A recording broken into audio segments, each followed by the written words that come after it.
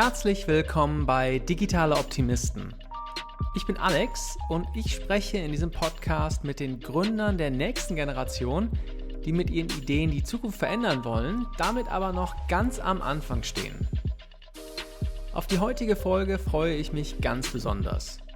Ich spreche mit einer wirklich außergewöhnlichen Gründerin, die sehr, sehr viel zu sagen hat. Es ist Pinol, Mitgründerin von Jupiter. Anna stammt aus einer spanischen Unternehmerfamilie, hat immer schon den unbedingten Drang gehabt, etwas zu gründen, aber muss lange mit sich ringen, bis sie den Mut aufgebracht hat. Dann sitzt sie in Kalifornien, genauer gesagt an der berühmten Stanford-Uni und ist umgeben von Leuten, die noch größere Träume haben auf sie. Zum Beispiel Landwirtschaft auf dem Mars. Das hilft ihr, an ihre eigenen Träume zu glauben und den Schritt in die Selbstständigkeit zu machen. Und Annas Startup Jupiter macht etwas ganz Außergewöhnliches. Ich persönlich bestelle wie viele Menschen seit der Corona-Krise jede Woche meine Lebensmitteleinkäufe online. Und jedes Mal muss ich meine Einkaufsliste neu zusammentragen. Es ist fast so, als wäre ich ein komplett neuer Kunde für die Anbieter. Jupiter macht das ganz anders. Sie nutzen nicht nur deine eigenen Daten, sondern auch die Informationen von ganz vielen Nutzern, die ähnlich wie du einkaufen, um dir einen optimalen Einkaufszettel jede Woche neu vorzuschlagen. Am Ende kriegst du nur noch eine Mail mit dem vorgeschlagenen Einkauf, den du direkt so annehmen oder verändern kannst. Und das ist nicht alles, denn Jupiter baut auch ein eigenes Team auf, das diese Einkäufe direkt in den Kühlschrank der Kunden einräumt. Am Ende finde ich das Ganze vor allem psychologisch interessant, weil Jupiter damit einerseits die Faulheit der Kunden ausnutzt, um einen viel höheren Kundennutzen in einem super kompetitiven Markt zu bieten. Und andererseits unglaublich viel Vertrauen aufbauen muss, damit Kunden überhaupt die Jupiter-Boten in die Wohnung lassen. In dieser Folge ist so viel drin, dass ich sie selbst noch zweimal angehört habe. Zum Beispiel, was die USA dann am Ende doch noch zu einem Sehnsuchtsort für Gründer macht, wie man einen 10-mal größeren Kundennutzen findet, wie man eigentlich Erfolg misst, wie man Kundenvertrauen skalieren kann, was die Schattenseiten von Turbowachstum sind und vieles mehr. Wenn dir dieser Podcast gefällt, dann erzähl doch bitte einer weiteren Person in deinem Kollegen- oder Bekanntenkreis in dieser Woche davon. Mich erreichst du unter alexander@digitaleoptimisten.de und jetzt viel Spaß mit Pinol von Jupiter.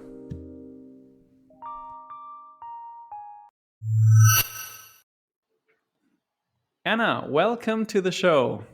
Hello, glad to be here. I am super excited that you're on the show, and I read in an editorial about you that you come from a family of entrepreneurs in Barcelona. Tell me, Yeah, how is it like to grow up in such an environment? that's correct.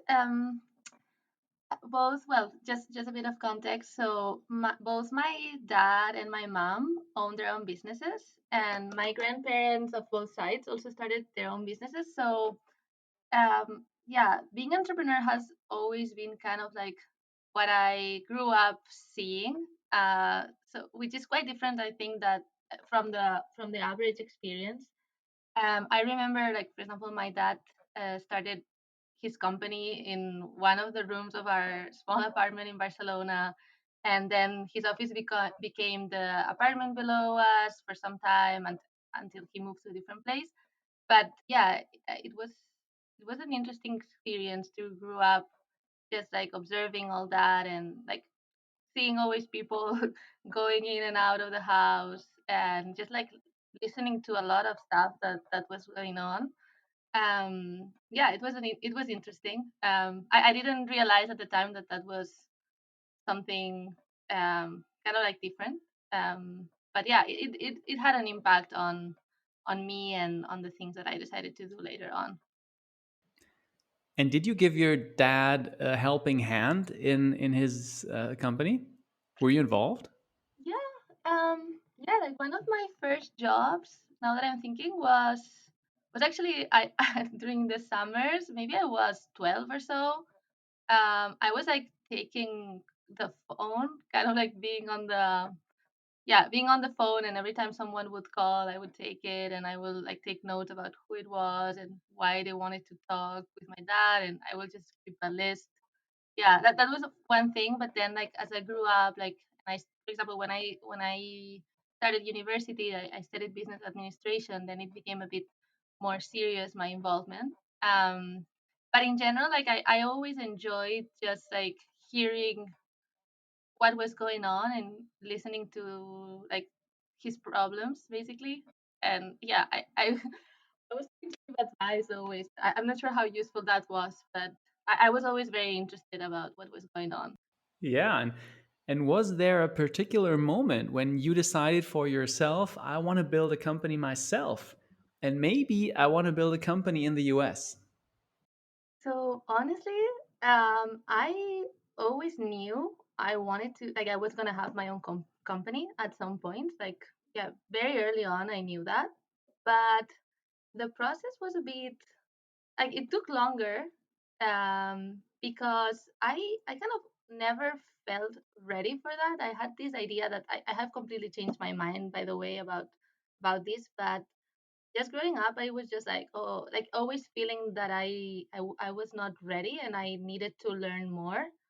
So when I was in college, I tried to start a company in my last year with some friends.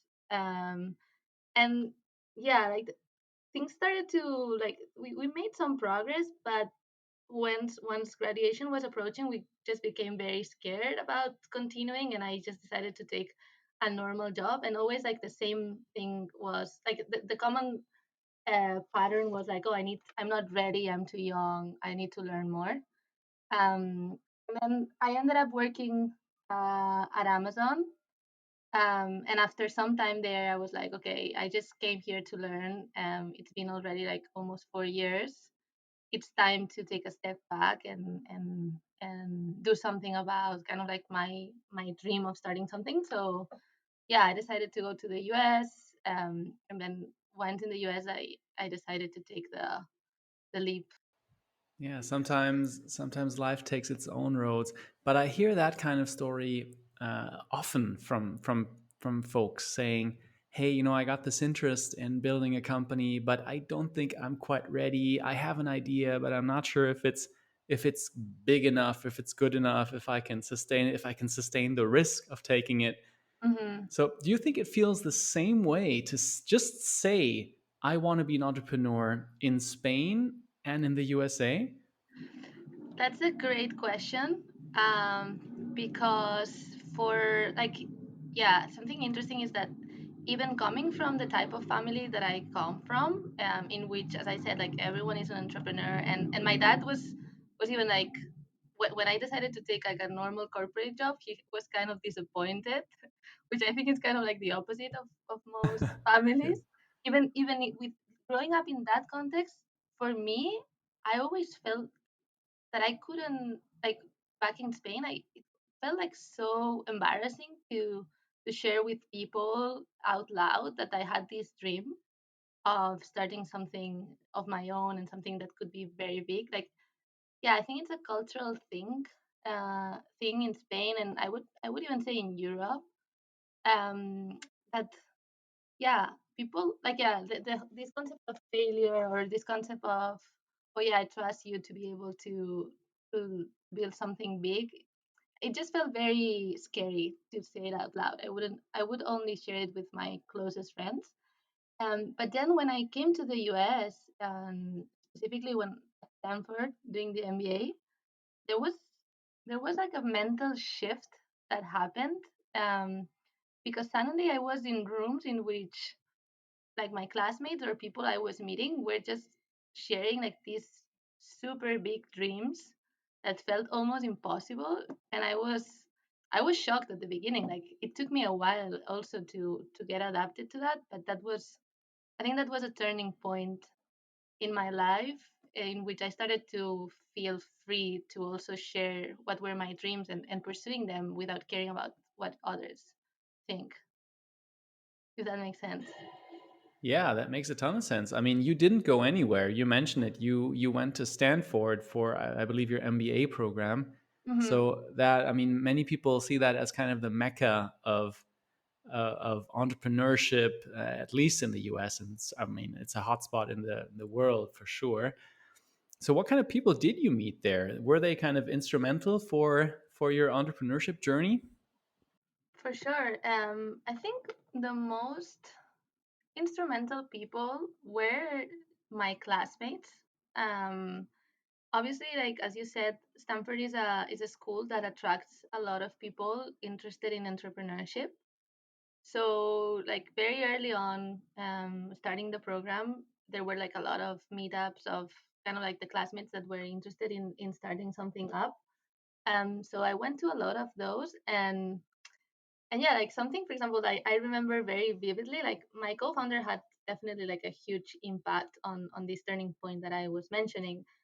Because something I remember and that we both laugh about even today is that in one of these meetings, everyone was sharing kind of like what they wanted to build, or what like the ideas that they were exploring, which obviously was like a very scary situation for me because I was like, oh, I don't know what they're gonna think.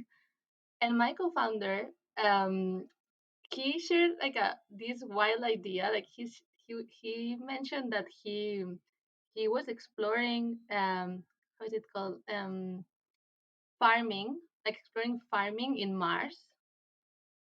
And Wow, farming on Mars. yeah, and everyone like in the room felt like it was a completely kind of like normal and exciting idea. And for me, like coming from Spain, in which I was not even, I was feeling like so, like yeah, so scared about sharing all that stuff. For me, it was kind of it was completely shocking. First I thought like, really, like, are you kidding me, this person Yeah. is working on that. But at the same time I felt so inspired, like, wow, like this person is coming here to the room and it's just saying this bold thing.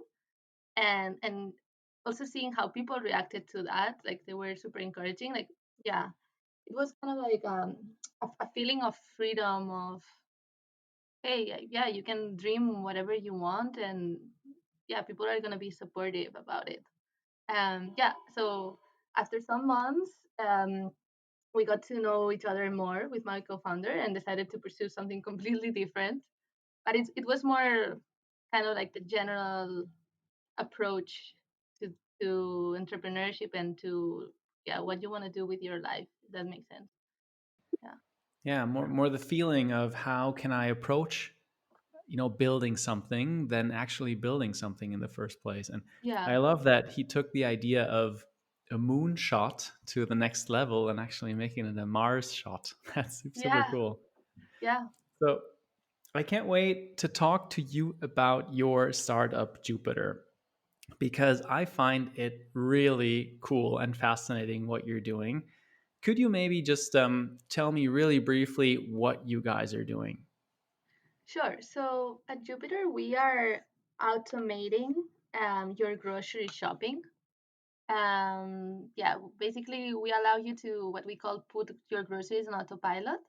And what this means is that you sign up to our platform, you let us know about your preferences, and from then on, we have an algorithm that builds your shopping cart every week for you, and deliver and make sure that your deliveries are scheduled for you weekly. So yeah, the idea is that after some weeks in the service, you don't even need to check at those shopping carts that we build for you, because the algorithm gets so accurate that you can just like live your life knowing that every week you're going to be receiving deliveries, and that will keep you well fed.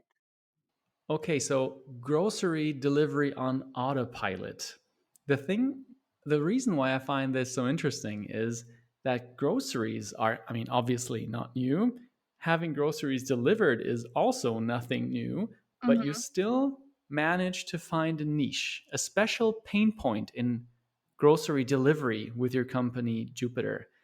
So how and this is obviously I think it's two things if I got that correctly. It's first is actually having to manually put together a shopping cart and shopping list every week or every 2 weeks, and two, having to be there during a certain time frame to have someone come to your door and accept the delivery at your doorstep. Hmm. How did you find that? I mean, what was the market research and what led you to believe that this is a key pain point that you can scale into an own company? It was a long process. So it took a lot of interviewing and a lot of iteration. But I think the moment, yeah, I mean, I think after a lot of interviews with kind of like past users of grocery delivery services, and also like people that had never ventured into trying those services, kind of like the things that stood out were, first one was this inconvenience of having to coordinate deliveries. Yeah, for a lot of people, like ordering groceries online was just not an option, because they would be working outside their home. Like, this has changed now, and I can talk about the evolution, but they would be out of their home for a long time, and they will never know exactly when they're back, so they couldn't risk having their groceries standing on their door for a long time, so that was not an option. And then, like, on the kind of like the predictive side of things, like the building your list, for a lot of people, yeah, I think what we discovered is that most of delivery services today, they just focused on one part of the problem. That is, once you know what you want and what you need, they make sure that they make sure to get those things for you and deliver them to your door. We are going one step earlier in the process. That is basically the deciding part. Like, yeah, like getting to the point of, like, yeah, deciding what is to go on that grocery list. After a lot of interviews, we discovered that a lot of people actually struggle the most with that part, because that part is like, for example, yeah, to make a comparison with a business context, that would be kind of like the project management side of things, whereas the delivery side would be more the execution. So yeah, we did a lot of research and realized that a lot of time was being spent on that building of the list. So we decided that we wanted to solve this pain point, which, yeah, no one is solving it today. Yeah. Yeah, that makes so much sense. I mean, if I think about my own consumption patterns, I mean, I use grocery delivery services all the time, and I never kind of questioned the websites that they make me put in the same basket over and over again, right? I mean, I do that, and I always, maybe it's 80% the same. And I never thought about the fact that, why doesn't a smart algorithm detect what I like and, how many people live in my household and, maybe what I Hmm. like to eat and how often I like to cook. And that is exactly the thing that you do. Yeah, And the and thing that sorry, go ahead, Anna. no, no, sorry. I was gonna say that, yeah, most websites just treat you as a new customer every time you buy. They don't have so much memory about you, just like your order history, which we believe it's pretty limited. To your point. Hmm. Yeah, and it seems so outdated, right? If I think about the way that I do it now, and your model seems so much more modern. And then I wondered, how much innovation does a company need to really stand out? Because Mhm. sometimes people say, and this is a famous saying of venture capital companies, that you need a product that is 10 times better than everything else to succeed. Mhm. Mm, so, do you see that 10x with Jupiter in the list creation and the delivery part? Um, yes, of course. Because otherwise, I think, as you said, we won't be in business, because that's definitely something that you need. Like, for example, for someone that is using Instacart or one of like the alternatives in the market to be willing to change to a service like ours, there needs to be like a big pull or something that is really, really exciting because humans and customers in general, like we are lazy. So if something is working okay for us, we will prefer to stick with the kind of like the yeah, our current solution that venturing into a new one. So definitely there needs to be a huge appeal.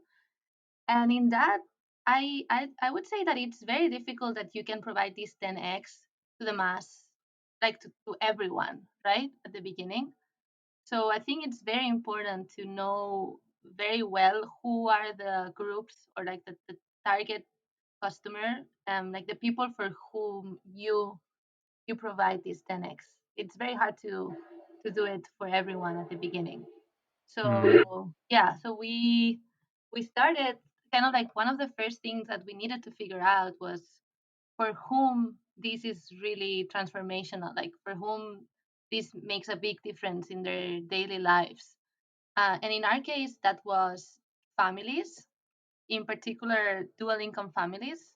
So yeah, young couples that both had very demanding careers and that had kids. So this was kind of like the first population that we worked with, and that saw a lot of value in our service. Let's talk about both value propositions that you Hmm. have. The first one was the, smart composition of the grocery lists. Hmm. So does that mean that you stick to one person? For example, me, imagine I would be using Jupiter, Hmm. and would you learn from my past purchases what I like to, you know, get from the grocery store? Or would you, pool my choices with people that have maybe similar demographics, and then kind of estimate or forecast from that data set what would be likely for me? I have a wife and a kid Hmm. to that I would probably be buying. Hmm. And it's a mix right now. So there are like a lot of data points that we take into account. So first, first data that we collect is at onboarding. So in our registration flow, we ask you some questions about your preferences, and that are like the first things that we take into account to make the first recommendations to build your first cart. And after that, we keep collecting data on the changes that you make, on the things that we recommend you, but also like when you answer this questionnaire, we kind of like also know, like make kind of like a profile of you, and we compare it with like similar people, and that's also like another data point that we use to make more kind of like suggestions or recommendations of things that we think that you may like. Yeah, in the past as well, when we were, yeah, before COVID, something that we were doing and that we plan to do again when things go back to normal was we were delivering inside your house. So yeah, our customers will give us access to their homes, and we would deliver inside their homes, like put things or put the stuff away, like in the fridge, in the cabinets, and at the same time take inventory data, like actual, like real time inventory data. And that would be like another data point to decide which things we need to recommend you and which things we need to put in your grocery list for the following week. How effective were you in forecasting what people want? I mean, is it like 80%, 90%, or what is the success rate of these, automated grocery lists? Yeah, so that's a great question because that's actually one of our most important metrics. That is kind of like checking how many changes people make to what we recommend. Um, so I would say it's hard to give you an average because something that we realized early on is that there are like very different types of people. So some people really want this service to be completely hands-on. So like some people literally after some after it's normally after the first month or so using us, they just like trust us completely, because what they want is not having to look at the list. So they would make zero changes and they would be happy with the recommendations. Whereas there are other people that value discovery and inspiration a lot. So even if maybe they don't change what we put on their cart, uh, they would every week add new things. For example, because they like to cook different recipes every week. So yeah, that's part of what we are building right now as well. Like building more stuff for these type of people as well. That's like the people that want like a lot of variety. So I'm really interested in the business model of this. So Hmm. groceries usually don't have the highest margin on them. So, having such a premium service, I would assume, would increase the price of the basket to the consumer quite a bit. Is that a misconception? Or if you I can ask the question differently, how does the business model work? Yeah. So something that is different about other services is that we are a subscription model. So the customer, on top of their groceries, they would pay a subscription fee, a monthly subscription fee. Um, so our business model, like we make money both from the like that fee, that subscription fee that the customers pay at the beginning of the month, and we also make money on like we make margins on the groceries themselves. Yeah, so for groceries, like we have like a retail margin. We source them from a mix of wholesalers, and also we have some shopping operations as well to complement the catalog. So we make margins on that as well. But to your point, yeah, at the stage of our company, like things change a lot with volume in our with density and volume in a business like ours. But in our yeah in right now we make money out of the subscription and the products themselves. I bet COVID-19, you already mentioned it, that COVID-19 was a big, well, blow to at least one part of your idea. Hmm. And I remember, these early days of the pandemic where it was really hard to buy groceries. And for the first time, I think in my life, I Hmm. saw, unstocked shelves in supermarket, which was Yeah, crazy. that's So crazy. how did you deal with the consequences of COVID-19 and, bringing groceries to people? Yeah, it was a very it was a kind of a very stressful time for us. At the same time, it was very exciting because we had never grown so fast as we did during those times. But yeah, like so the first thing that we had to deal with that was kind of like the priority of the company since the beginning was ensuring the safety of our delivery people and our shoppers. And that, for example, one of the measures that we quickly took, as I said, was like stopping completely the in-home operations, which is also the safety of our customers. And the second thing that we needed to ensure is that we were able to be kind of like supporting our customers that right now like had us only as their only way to get groceries. So yeah, it became like a huge like it really felt like a big responsibility to both like ensure safety of everyone and ensure that we were able to find the products that people needed on a daily basis. So I think yeah, before COVID, we got most of our products directly from stores. We had a model similar to Instacart in that way, in which we will like send people to shop at stores. But that became incredibly difficult because, as you said, like shelves were empty. So something that was key in this transition was starting relationships with wholesalers that from which we could be able to source products directly. So that was something that we had to do overnight. I think it was in a week or two. Like the whole team, yeah, kind of like focus all our energy of on getting like these suppliers to be able to avoid the stores.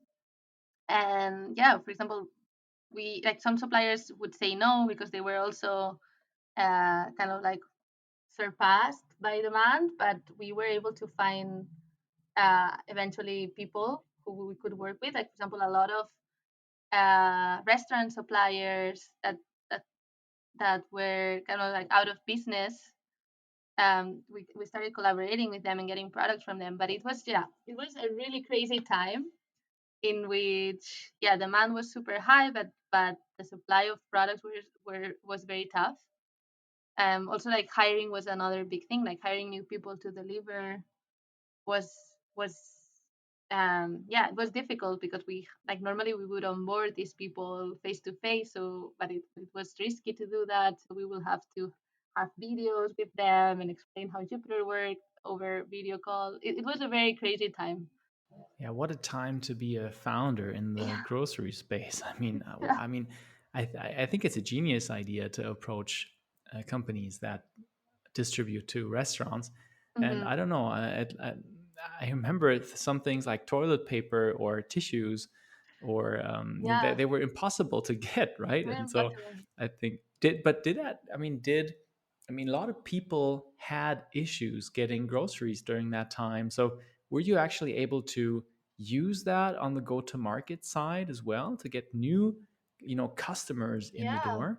I mean it was very, I mean for some time it was so easy to get customers, like we even needed to stop getting more. Yeah, because something that became very scary was like, okay, it's super cheap right now to get customers. Like we would get customers without like any advertising, just like posting on a group would get us like a lot of customers overnight. Um, but at the end, it was kind of like first, like there was kind of like an ethical thing of like, hey, how do we prioritize like I don't know, immunocompromised people or senior people? Like out of all these people that are coming, how do we kind of prioritize the people that need our service the most? And on the other hand, it was kind of like, okay, we are getting all these people on board.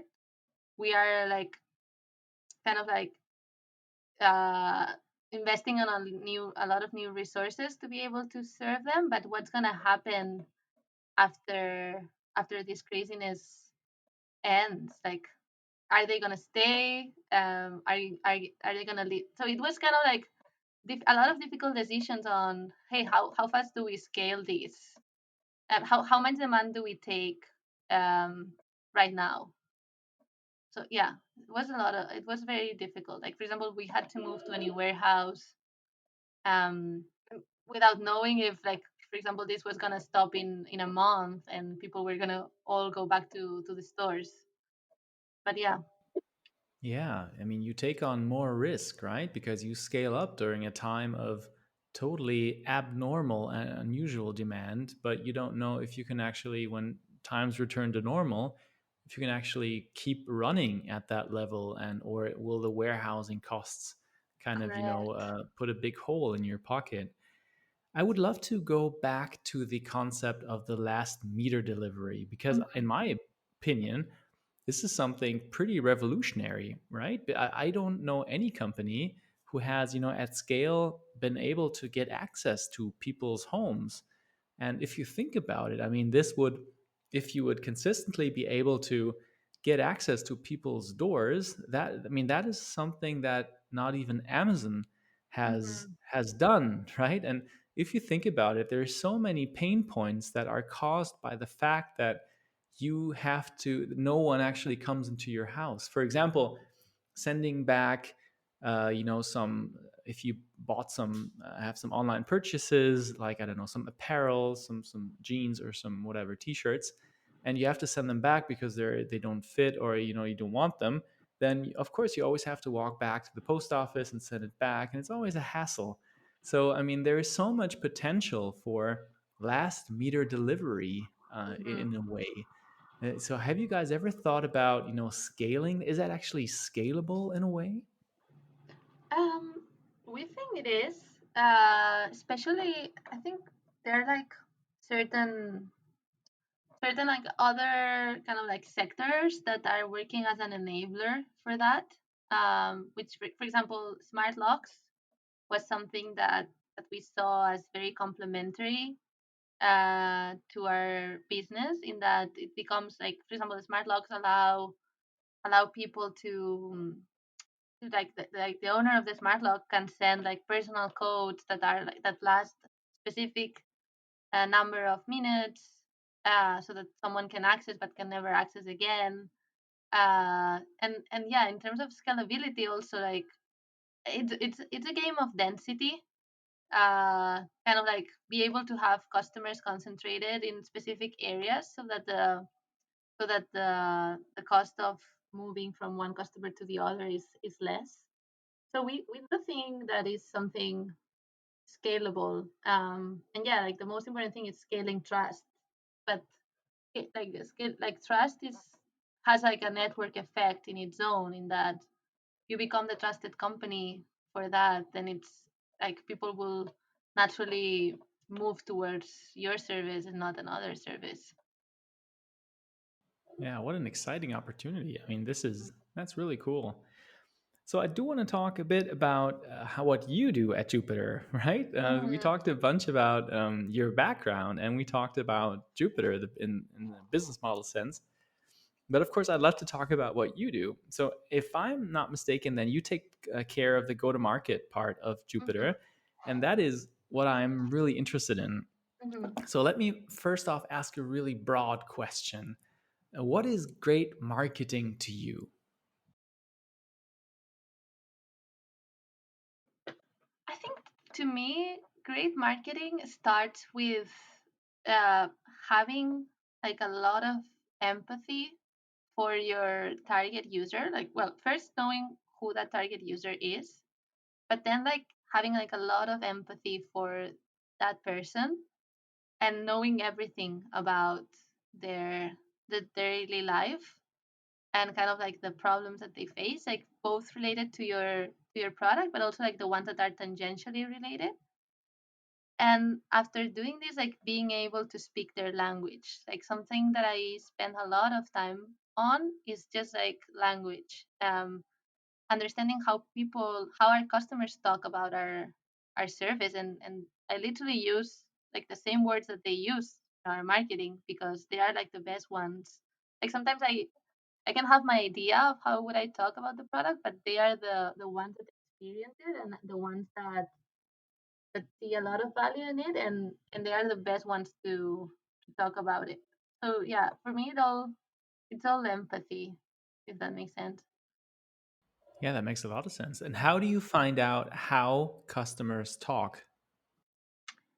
So I do a lot of customer interviews. Mm, yeah, like people are surprisingly, like they are more open than what you would expect, to be able to like, they're more open to share their experiences than what you would expect. Like, yeah, people have been super generous. Like our customers have been super generous, especially the early ones, with me, sharing like their pain points. And yeah, I think making them part of the product is also very important, because at the end, like they have a problem, and they see you as someone that can help solve that problem. So I think, yeah, you can get a lot of people to be involved in it, and if you listen to them uh like deeply, and then you act on the things that they are asking and the feedback, and they see the result of the feedback they're providing, they become very excited, and they become kind of like feeling part of the building process as well. And this is like super valuable for any company. Hmm. I do believe we are both fans of a concept or a marketing Mhm. concept or a podcast. Also, I think it's called Story Brand by Donald Miller. Mhm. You did mention that in one of your interviews that I Yeah, read before yeah. before I started.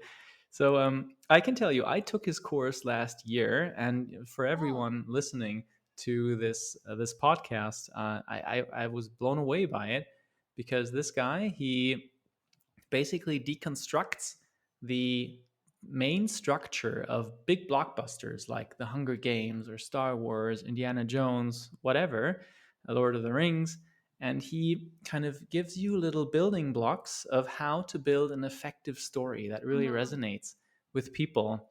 And for me, this was kind of mind blowing because it was, just a structured way of teaching how to tell an effective story in a way. Yeah. How do you think about stories in your work, and how do you think about that concept? Yeah, I think one of the biggest takeaways for me from that book, it's super like it seems super simple, but the reality is that it's not natural for people to think that way. The biggest takeaway is that you need to make it all about your user. It's very easy to you're so excited about your company sometimes that it's very easy to just like explain what your company does and who you are, and kind of like just sell yourself, when the reality is that people just care about solving, like they don't have time to, you need to earn their attention, and you do that by talking about their problems, and yeah, and the things that they are struggling with, and talking about how you can help them, like present yourself as the guy, like the person that can like the solution to their problems, not as like something that they need to listen to. I think that for me was kind of like a big insight, and even today, after having been working on that for such a long time, sometimes I need to take a step back and be like, hey, I'm here, am I really making it about the user, or but is it just me like selling my story? This is like something that I always try to keep in mind, kind of like as a always double check that I'm putting the user first. And you see like a lot of like you see a big difference when you do that in how people react to the stories that you are telling. Yeah, I totally agree. I think in that course, he says at one point, remember that you are the Yoda and not Luke Mhm. Skywalker, which I find is really Correct. great That's because right. you're not the protagonist, but you're just the guide to help the protagonist, who is the user, to Exactly. solve a certain need. I thought that was really interesting, and I found especially interesting that you mentioned that podcast because it also shows on your website that you are extremely customer centric. And by the way, I find your website really wonderful. So well done Thank in you. that regard. Thank you. Let's talk maybe a bit more about how you find customers at Mhm. Jupiter. And I would assume that you be using all the big digital marketing channels, Mhm. search engine advertising, Facebook advertising, social media. So, what kind of tools do you have in your marketing toolkit at the moment?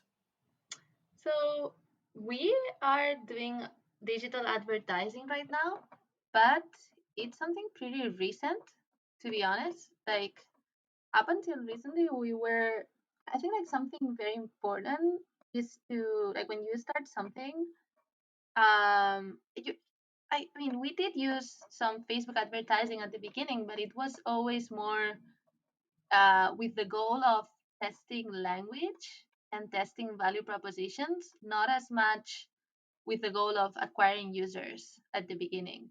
And the reason, and the reason that that's the case is that I think that you need to, like, you need to be sure about your value proposition and your business model before you start spending money on scaling growth. So for a long time, we were just like acquiring users pretty manually. Yeah, through our networks or communities we were part of, Facebook groups in which our customers are present. Like at the end, it's all about like knowing your customer and understanding where they congregate online and offline. And yeah, I mean with digital ads, of course, you can get them online, but there are like before that, I think there are a lot of alternatives of acquiring users for free, and testing with these users if you have a valuable product or not, and only when you are sure about it, then like start scaling up uh, marketing spend. I think like a big mistake that a lot of people do is to just like start spending a lot of money on marketing very early. I think it makes more sense at the beginning to just like have a small group of people that you know well that they are involved in the product, with which you can test different things, than just like start acquiring a lot of people very fast and yeah, and losing them very fast as well, probably. That's interesting. Yeah, makes sense. So you got you got a bunch of customers just with zero Hmm. marketing spend, but now if I understood you correctly, you're at a point where you're thinking about scaling a bit more, and you're actually spending We're in starting, digital yeah. advertising. So Yeah. so how does that work? I mean, how do you decide on which channels? How do you actually scale up marketing? Yeah, so I think like something that we are trying to figure out, like as I said, it's pretty new for us. But right now we're at a point in which we want to test like a lot of different channels.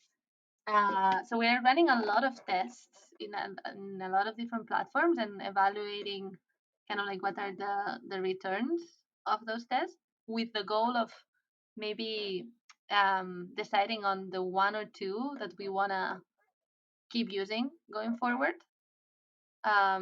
Because yeah, it's a matter of volume. Like once you get to a certain volume, continue growing at the volume, you're gonna need like some extra push from this channel. So we're trying to figure out what would be that. But at the same time, like something that is very important for us is building viral loops into your product so that going you don't become dependent on the paid channels.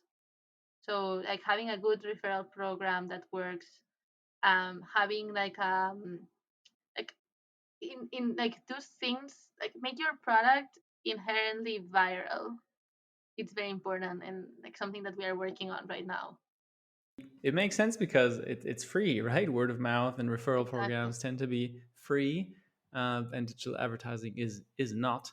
And what are the metrics that you look at when you evaluate performance in your digital marketing efforts? Yeah, so the important metrics is CAC, like cost of acquisition, like how much money do you need to spend in a specific channel to get a user. And the other important metrics is LTV, lifetime value, like understanding like, hey, like the users coming from this channel have like this value over the course of their life in our product. And this is like a combination of how much they spend with you, but also like how longer they stay with you. And once you have this CAC and this lifetime value, you can also like a very important metric is the payback period. And this means basically like how much time, how much time does it need, how much time does it take to be able to pay back the CAC. So basically, like so today you acquired a user and you paid a certain value. This is the CAC, but then you need to track in how many months do I make enough money from that user to be able to cover what I spent in getting that user in the first place. So the faster this time is, the better. So these are like the three metrics that we take a very close look at, like tag, LTV, and payback period. I mean, I think the magic comes when you combine those marketing KPIs with the product KPIs, right? Because if Hmm. you think about if you have a high referral rate built into your product, then this lifetime value can increase quite a Exactly. bit. Maybe even Yeah, someone doesn't even order that much, but if she gets three other people on the platform, that's that might correct. be amazing. Yeah, Yeah. cool. Hier ist wieder Alex und das war der erste Teil meines Interviews mit Anna Pinol. Und wie immer kommen jetzt hier meine 3 Learnings aus dieser Folge, obwohl es auch locker 5 oder vielleicht sogar 10 hätten sein können. Erstens, wenn du nicht weiterkommst, überleg, die Umgebung zu verändern. Anna hatte immer schon das Unternehmergehen, aber wurde von ihrer Umgebung gefühlt etwas zurückgehalten und hatte sogar etwas Angst, ihre Träume mit anderen zu teilen. Dann ist sie an der Uni Stanford und ihre Kommilitonen träumen sogar noch größer, zum Beispiel von Landwirtschaft auf dem Mars. Ich glaube, jeder hat mal solche Momente, wo er sich missverstanden fühlt. Vielleicht ist es also gar nicht so sehr deine Schuld, sondern du musst nur die richtigen Leute finden. Zweitens, wir hören es nicht gerne, aber Menschen sind oft ganz schön faul. Jupiter nutzt diese Trägheit, diese Complacency von Menschen gnadenlos aus, um Wert zu schaffen. Niemand möchte sich nämlich ewig mit Einkaufslisten beschäftigen und niemand möchte dann auf den Boten warten und die Einkäufe dann anschließend einräumen. Bei Jupiter ist die Bestellung deshalb nur noch ein einziger Klick, nämlich als Antwort auf eine E-Mail. Der nächste Schritt ist dann irgendwie klar, nämlich Zero-Click-Ordering, wenn die Algorithmen nämlich so viel über dich wissen, dass sie genau das besorgen, was du magst und in dein Budget passt. Ein bisschen gruselig ist es schon. Drittens, und hier greife ich einen Punkt aus dem zweiten Teil des Interviews auf, den ich nächste Woche veröffentlichen werde. Anna sagt darin, ihr größter Rat ist, eine Learning Machine zu werden. Sie fragt sich, was den größten Hebel in ihrem Leben hat, und das ist immer mehr zu lernen, immer mehr zu können. Deshalb versucht sie, die Rahmenbedingungen zu schaffen, indem sie mehr lernen kann, um eine bessere Unternehmerin zu werden. So, das war es für diese Folge von Digitale Optimisten. Wie gesagt, die nächste Folge mit dem zweiten Teil von diesem Interview kommt nächste Woche und die nächste reguläre Ausgabe mit frischen Ideen dann wieder am Montag in 2 Wochen. Vielen Dank fürs Zuhören und bis zum nächsten Mal.